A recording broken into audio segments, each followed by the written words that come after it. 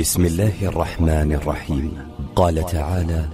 ومن أحسن قولا ممن دعا إلى الله وعمل صالحا وقال إنني من المسلمين. السلام عليكم ورحمة الله وبركاته. الحمد لله رب العالمين، والصلاة والسلام على أشرف الأنبياء والمرسلين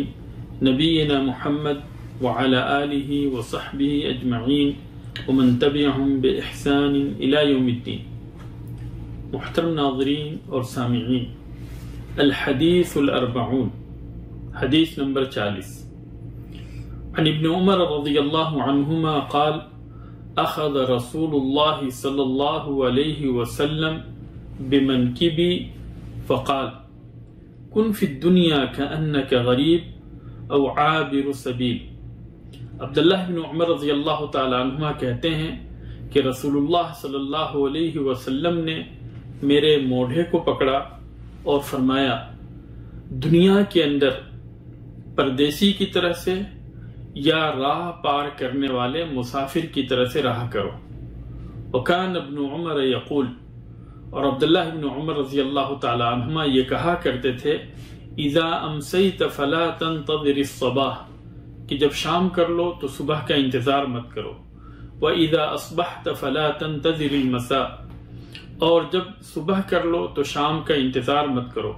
وَخُذْ مِنْ صِحَّتِكَ لِمَرَضِكَ وَمِنْ حَيَاتِكَ لِمَوْتِكَ، اور بیماری سے پہلے تندرستی کے دنوں میں کچھ کام کر لو، اور موت سے پہلے زندگی کے اندر کچھ نیک عمل کر لو. رواہ البخاری. اس حدیث کو امام بخاری نے روایت کیا ہے. اس حدیث کے اندر کئی ایک مسائل ہیں. پہلا مسئلہ، نبی کریم صلی اللہ علیہ وسلم کا عبداللہ بن عمر رضی اللہ تعالی عنہما کے موڑھوں کو پکڑنا، اس کے اندر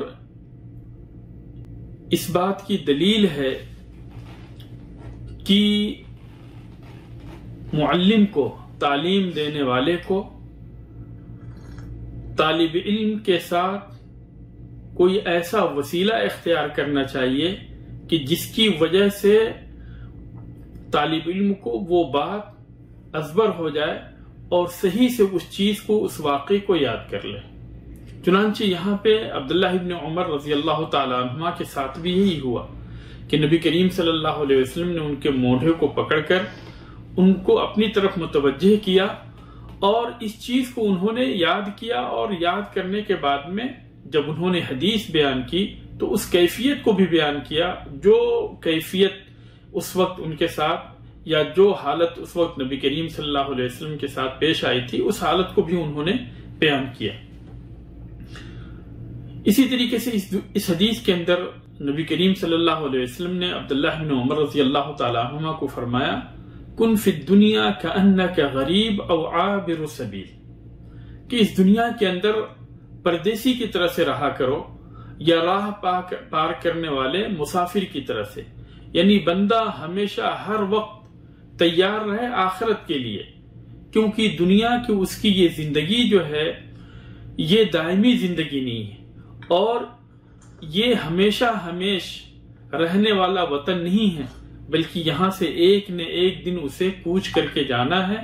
اسی لیے نبی کریم صلی اللہ علیہ وسلم نے عبداللہ بن عمر رضی اللہ تعالی عنہما کو یہ نصیحت کی کہ دنیا کے اندر اس طریقے سے رہو گویا کہ تم پردیسی ہو یا راہ پار کرنے والے مسافر ہو، کیونکہ یہ دنیا تمہاری دائمی زندگی نہیں. اسی طریقے سے جو ہے اللہ تبارک و تعالی نے یعنی قرآن مجید کے اندر بھی اس کے اوپر زور دیا ہے، اور زور دیتے ہوئے اللہ تبارک و تعالی نے فرمایا: وَتَزَوَّدُوا فَإِنَّ خَيْرَ الزَّادِ التَّقْوَىٰ، کہ یہاں پہ توشہ اختیار کر لو، اور سب سے بہترین توشہ جو ہے یہ تقویٰ کا توشہ ہے، کہ اپنے اور اپنے رب کے بیچ میں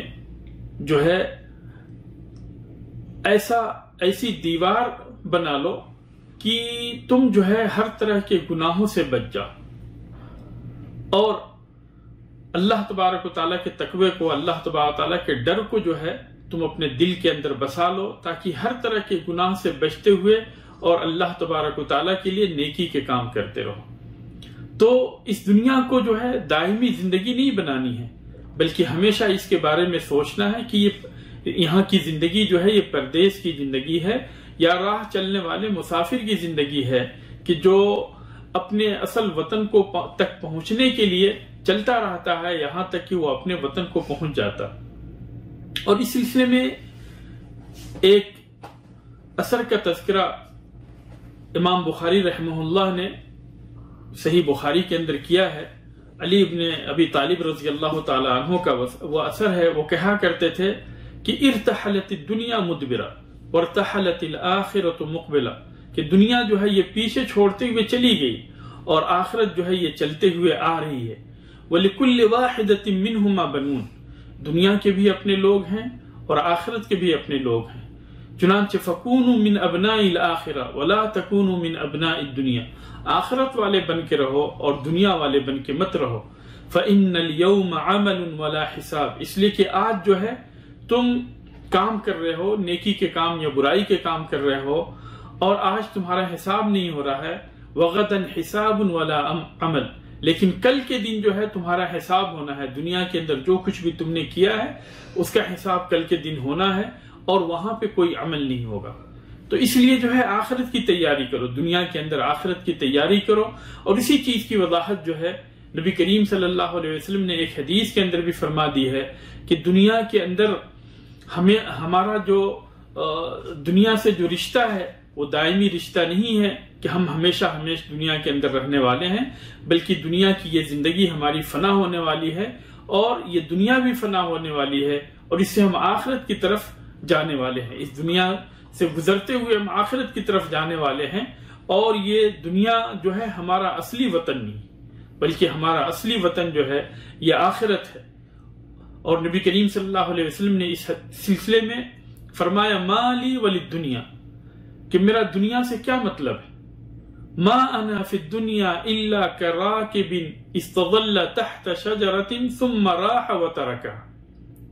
کہ میری دنیا سے جو ہے اتنا ہی تعلق ہے جس طریقے سے کہ ایک مسافر نے، ایک شہسوار نے ایک درخت کے نیچے کچھ دیر کے لیے پڑاؤ ڈالا اور وہاں پہ اس نے آرام حاصل کیا، پھر وہاں سے اس درخت کو چھوڑتے ہوئے آگے کی طرف نکل گیا۔ تو اسی طرح سے انسان کی زندگی جو ہے اس دنیا کے اندر ہے، بس ایک مختصر سا پڑاؤ ہے، اور اس پڑاؤ کے بعد میں اسے آخرت کی طرف جانا ہے۔ اور اسی لیے عبداللہ بن عمر رضی اللہ تعالی عنہما لوگوں کو یہ کہا کرتے تھے کہ اذا امسیت فلا تنتظر الصبح، کہ جب اگر شام کر لو تو صبح کا انتظار مت کرو، اور اگر صبح ہو جائے تو شام کا انتظار مت کرو، اور اس دنیا کے اندر موت سے پہلے کچھ نیکیاں کر لو، اور بیماری سے پہلے تندرستی کی حالت میں کچھ نیکیاں کر لو۔ تو اس طریقے سے عبداللہ بن عمر رضی اللہ تعالی عنہما نے نبی کریم صلی اللہ علیہ وسلم نے جو انہیں وصیت کی، فوری طور پہ جو ہے اس وصیت کو اپنی زندگی کے اوپر نافذ کیا، اور صرف نافذ ہی نہیں کیا بلکہ لوگوں کو اس کی وصیت بھی کیا کرتے تھے، نصیحت بھی یہ کیا کرتے تھے کہ لوگوں اس دنیا کو اپنی دائمی زندگی مت بناؤ، بلکہ یہ دنیا تو صرف ایک گزرگاہ ہے، اور اس سے گزرتے ہوئے ہمیں آخرت کی طرف جانا ہے، اور آخرت کے لیے تیاری کر لو۔ اور اس حدیث کے اندر جو ہے عبداللہ ابن عمر رضی اللہ تعالی عنہما کی فضیلت کا بھی اندازہ اس حدیث سے ہوتا ہے کہ جیسے انہوں نے نبی کریم صلی اللہ علیہ وسلم سے یہ حدیث سنی، فوری طور پر اس کے اوپر عمل کیا اور اسے اپنی زندگی کے اوپر نافذ کر لیا، اور صرف نافذ ہی نہیں کیا بلکہ اس کے بارے میں عبداللہ بن عمر رضی اللہ تعالی عنہما دوسروں کو بھی نصیحت کرتے تھے۔ اس حدیث کے اندر جو فائدے ہیں اور جو فائدے ہمیں حاصل ہوئے، ان میں سے پہلی چیز تو یہ ہے کہ اس کے اندر زور دیا گیا ہے، ابھارا گیا ہے کہ بندہ جو ہے آخرت کے لیے کام کرے اور اس دنیا کو اپنی دائمی زندگی نہ سمجھے۔ اسی طریقے سے اس حدیث کے اندر ایک وسیلے کو بھی بیان کیا گیا ہے کہ ایک معلم تعلیم دیتے ہوئے کس طریقے سے اپنے متعلم کے ساتھ سلوک کرے اور کیسے وسیلے اختیار کرے تاکہ وہ تعلیم جو ہے اس کے ذہن کے اندر ازبر ہو جائے اور اس کو صحیح طور پہ وہ یاد کر لے، جیسا کہ نبی کریم صلی اللہ علیہ وسلم نے عبداللہ بن عمر رضی اللہ تعالی عنہما کے مونڈھوں کو پکڑا تاکہ وہ اس بات کو یعنی ان کی توجہ کو اپنی طرف کر لیں اور وہ اس بات کو اس حدیث کو صحیح طریقے سے یاد کر لیں. اور ایسا ہی ہوا. عبداللہ بن عمر رضی اللہ تعالی عنہما نے اس حدیث کو صحیح سے یاد کیا اور اپنی زندگی کے اندر نافذ کیا اور لوگوں کو اس کی طرف بلایا. اسی طریقے سے جو ہے اس حدیث کے اندر اس بات کی بھی دلیل ہے کہ صحابہ کرام نبی کریم صلی اللہ علیہ وسلم کی ہر یعنی حدیث کی طرف اور ہر دعوت کی طرف فوری طور پہ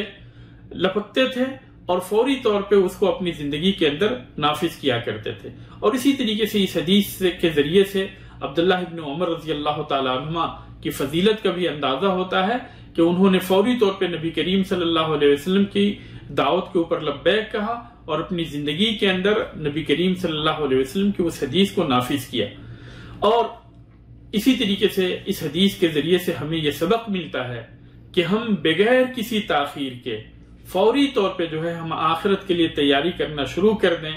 کیونکہ اس دنیا کا اس زندگی کا کچھ پتہ نہیں کہ ہماری یہ زندگی کب ختم ہو جانے والی ہے. اس لیے فوری طور پہ بغیر کسی کوتاہی کے اور بغیر کسی تاخیر کے ہم آخرت کے لیے عمل کرنا شروع کر دیں، اس لیے کہ ہماری زندگی جو ہے ایک نہ ایک دن فنا ہو جانے والی ہے. اللہ تبارک و تعالیٰ سے دعا ہے کہ اللہ تبارک و تعالیٰ ہمیں صحیح طور پہ اسلام کو سمجھنے اور اس کے مطابق عمل کرنے کی توفیق عطا فرمائے. جب تک ہمیں اس دنیا کے اندر زندہ رکھے، اسلام پہ زندہ رکھے، اور جب ہمیں وفات دے اسلام پہ وفات دے. آمین. وآخر دعوانا ان الحمدللہ رب العالمین. والسلام علیکم ورحمۃ اللہ وبرکاتہ.